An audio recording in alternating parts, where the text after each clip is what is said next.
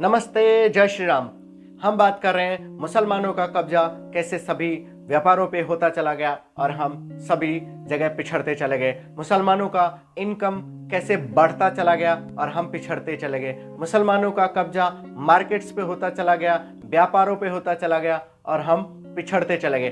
जब हम बात करते हैं बच्चों का और मुसलमानों के इनकम बढ़ने का, तो इसमें बहुत बड़ा स्टैट्स है। मुसलमानों के बच्चे 10 या 12 साल में एक व्यापार या एक जॉब शुरू कर देता है, अपना सब्जी लगाने का, फल लगाने का या किसी भी तरह का काम जो उसका दुकान है या किसी ठिए पे बैठना है, वो 10 या 12 साल में शुरू कर देता है। और जब 10 या 12 साल से वो लगाता है, तो जब वो 20 साल का हो जाता है, जिस उम्र में हमारे बच्चे जॉब की शुरुआत करते हैं। अब यहाँ हम कंपैरिजन करते हैं, हमारे बच्चे 20 साल तक ग्रेजुएशन करते हैं तो लगभग 20 साल लग जाता है। अगर कोई हम में से, आप में से सभी ने ग्रेजुएशन किया होगा, सबने देखा होगा जब तक हम ग्रेजुएट होते हैं तो हम 20 साल अपने लगा चुके होते हैं। जब हम जॉब की शुरुआत करते हैं तो हमारी सैलरी कितनी होती है, और मुसलमान उस समय 20 साल तक कितने कमा चुके होते हैं, कितने बड़े व्यापारी हो चुके होते हैं, वो स्टेबल हो चुके होते हैं। आज हम इसी विषय पे बात करते हैं। मान लीजिए मुसलमान के बच्चे ने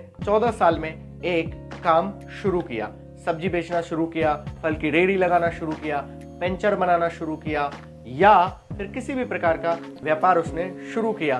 तो 14 साल से एक साल मान लीजिए उसने कम से कम, आज किसी भी जगह चले जाए, गांव में, शहर में, कहीं भी चले जाए, 700 से 1500 रुपये प्रत्येक दिन एक फल वाले, रेहड़ी वाले की कमाई होती है।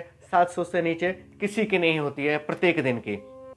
तो जब हम बात करते हैं प्रत्येक एक दिन का 700, यानी कि एक महीने का 21,000, और उसको आप 12 महीने से फिर 21,000 को मल्टीप्लाई कर दीजिए तो 2,52,000 बनते हैं। एक साल में मुसलमान के बच्चे 2,52,000 कमा चुके होते हैं। जब उसको हम 6 साल से कंपैरिजन करते हैं, यानी कि 20 साल में जब हिंदू के बच्चे व्यापार शुरू करते हैं या कोई जॉब शुरू करता है, उस समय मुसलमान के बच्चे, यानी कि 6 सालों में 2,52,000 को मल्टीप्लाई करेंगे तो 15,12,000 के आसपास समथिंग बनता है। तो 15 लाख रुपए ऑलरेडी मुसलमान के बच्चे कमा चुके होते हैं जब हमारे बच्चे जॉब की शुरुआत करते हैं। यही नहीं बात टिकती, बात इससे आगे की जब हम करते हैं, 20 साल से आगे की दोनों का कंपैरिजन करते हैं, तो ये देखिए किस प्रकार से हिंदू बच्चे, हम और आप जानते हैं, जब एक ग्रेजुएट, एक सिंपल ग्रेजुएट जब हमारे ऑफिस में आता है या आपके ऑफिस में आता है या आप कहीं जॉब के लिए गए होंगे, आपके बच्चे जॉब के लिए गए होंगे, तो कितनी सैलरी मिलती है? 10 से 12,000।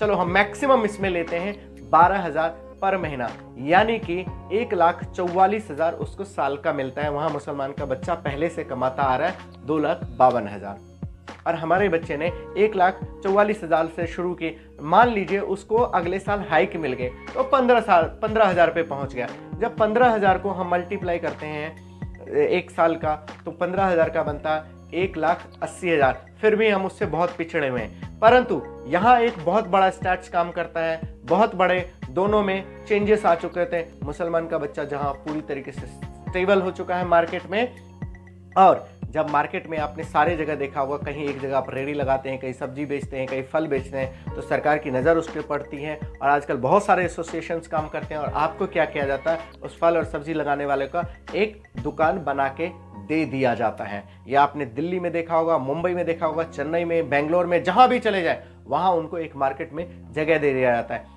अब हम यहाँ से बात करते हैं कि उस जगह की कीमत लाखों में होती है, कई लाखों में होती है। यदि हम जगह की कीमत का केवल हम पर महीने 10,000 रुपये किराया उसका मान लेते हैं, तो उस मुसलमान के बच्चों का आप लगा लीजिए कि 21,000 और प्लस 10,000, यानी कि 31,000 रुपये उसके हो गए, और साल में वो 3 लाख के से ऊपर पहुंच गया। उसके जो इनकम था वो 3 लाख के ऊपर पहुंच गया, और आपका बच्चा 1,80,000 रुपये में अभी भी जूते घिस रहे हैं। केवल बात यहीं तक नहीं होती, इसके हम बात करते हैं कि मुसलमान के बच्चे क्यों खुश रहते हैं और हिंदू के बच्चे क्यों टेंशन में रहते हैं। बात जब हम करते हैं टेंशन की, तो जब आप जॉब करते हैं तो आपके बहुत सारे प्रेशर आपके ऊपर रहते ही रहते हैं। आपको मैनेजर का प्रेशर रहता है, कंपनी के बहुत सारे और काम होते हैं जिसका प्रेशर होता है। वहीं मुसलमान का बच्चा सुबह अपना रेडी लेके निकलता है और शाम होने से पहले अपना रेडी लगा के आ जाता है, या दिन के दोपहर में रेडी लेके निकलता है और शाम होते होते अपने घर पे मस्ती से रहता है, अपने घर परिवार के साथ मस्ती से रहता है। हमारे बच्चे सुबह 2 घंटे गाड़ियों में, बसों में धक्के खा के अपने ऑफिस पहुंचता है, और ऑफिस पहुंचने के बाद वो इतना प्रेशर लेता है जिसके कारण कहीं ज़्यादा आप लोगों ने देखा होगा कि एंजाइटी के शिकार हो रहे हैं बहुत सारे युवा। आप लोगों ने सुना होगा बहुत सारे युवा जो है शराब और नशे के शिकार हो रहे हैं। ये एक बहुत बड़ा दोनों में अंतर है। जब हम बात कर रहे हैं हिंदू युवाओं की, तो हिंदू युवा बहुत पीछे रह जाते हैं, और मुस्लिम युवा सभी बातों में हमसे आगे बढ़ जाते हैं, हमसे व्यापार में आगे बढ़ जाते हैं, हमसे इनकम में आगे बढ़ जाते हैं, और हम बहुत पीछे रह जाते हैं। अब जब हम बात करते हैं हायर एजुकेशन की, तो हायर एजुकेशन में हमारे बच्चे जो हैं 2-4 साल और लगा देते हैं। कोई MBA करता है, बीटेक करता है, तो पहुंचते पहुंचते 25 साल लग जाते हैं, कई लोगों के 27 साल लग जाते हैं, और जब हम JNU वालों की बात करते हैं तो वो 35 और 40 साल तक भी चले जाते हैं। तो हमारे बच्चे इस प्रकार से पिछड़ते चले जाते हैं जीवन में। और एक जब अपने मित्र से मैं बात कर रहा था, तो उस मित्र ने मेरे को एक बहुत बड़ा स्टैटिस्टिक्स बताया।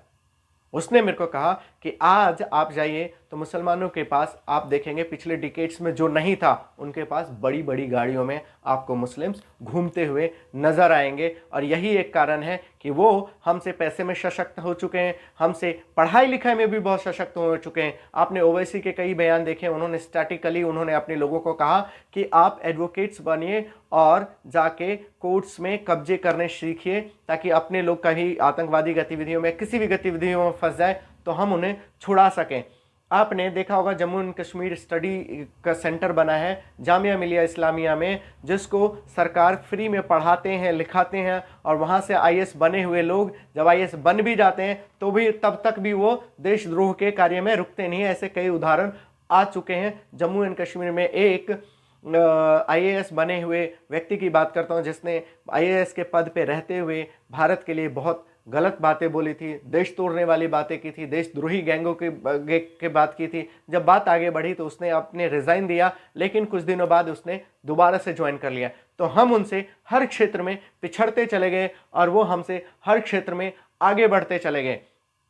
मैं वीडियो को यहीं ख़त्म नहीं करूंगा, आप लोगों से एक सलाह, बिन मांगे सलाह देने का प्रयास करूंगा। मैं ये कहूँगा कि अपने बच्चों को पढ़ाइए लिखाइए ज़रूर, और जो मैंने पिछले वीडियो में बात की थी कि अपने बच्चों को हुनर दीजिए, तो अपने बच्चों को हुनरमंद बनाने का भी प्रयास कीजिए, अच्छी से अच्छी शिक्षा दीजिए, परंतु साथ में कोई ना कोई ऐसा स्किल दीजिए। आपके कोई ना कोई व्यापार होंगे, आप कहीं ना कहीं जॉब कर रहे होंगे, कुछ अच्छा सा स्किल दे सकते हैं कि यदि वो जॉब में सक्सेस नहीं हुआ तो अपने हाथ का हुनर है, अपना स्किल है, उसके बल पे वो आगे बढ़ सकता है। जय श्री राम, नमस्ते।